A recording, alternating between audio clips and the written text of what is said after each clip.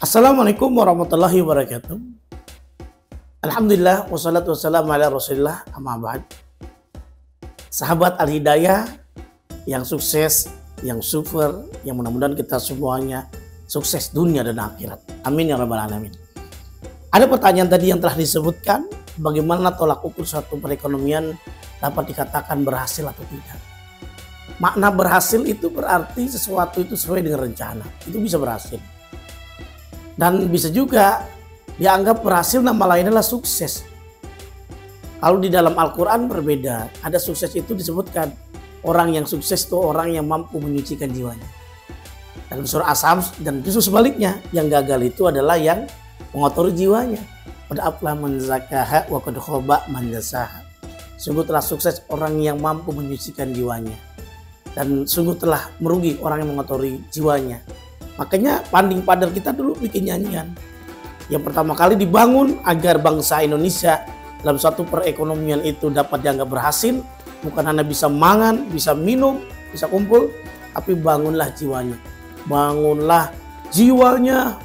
Bangunlah badannya. Nah, badan itu secara ekonomi. Makan, minum, madang ya. Untuk Indonesia Raya. Nah, ada juga nyanyian yang kemarin pas Idul Fitri kan. Yang rakyatnya makmur terjamin minal aidin wal faizin. Maafkan lahir dan batin. Nah, ada kata kunci gitu kan. Semuanya rakyatnya tadi, rakyatnya makmur terjamin. Nah, makna makmur terjamin itu mereka tercukupi kebutuhan, tidak nganggur. Ya, kemudian mereka pengangguran mereka diminimalisir. Bahkan perekonomian dianggap berhasil kalau dalam buku entrepreneurship itu disebutkan minimal sektor ekonomi itu UMKM dalam sebuah negara 5%. Indonesia belum sampai 5%. Kalau 1%, 2% aja udah lumayan bisa menghidupi ekonomi. Terbukti apa? Ketika krisis ekonomi moneter, semua sektor yang lain pada bangkrut semuanya. Sektor perbankan banyak bank yang kolab, likuidasi dan sebagainya. Tapi bisa lihat mereka yang dalam bidang sektor jasa, dalam sektor bidang produksi, jualan, UMKM masih tetap eksis. Karena kenapa tadi?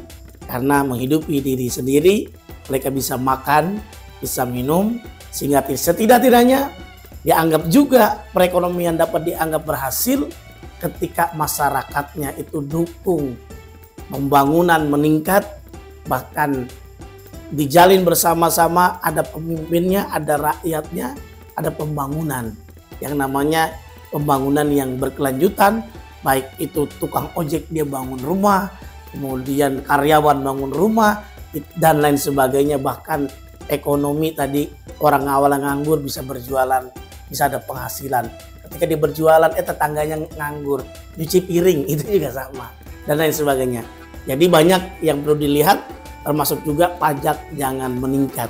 Sehingga dianggap tolak ukur suatu perekonomian sebuah negara atau bangsa dikatakan berhasil ketika rakyatnya memperoleh kenikmatan termasuk kemerdekaan atau Al-Hurriyah yang kita peringati dalam 17 Agustus tahun 45. Semoga tidak hanya merdeka secara fisik, tapi ekonomi juga merdeka. Minimal di dompet kita jangan lagi yang berbaris, cuman gambar yang golok.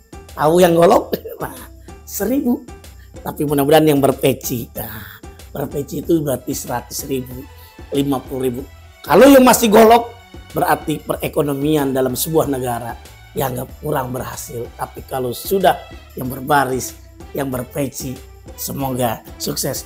Wallahu alam. Mari kita bersama-sama berwakaf, berinfak, bahkan saat cukup zakat.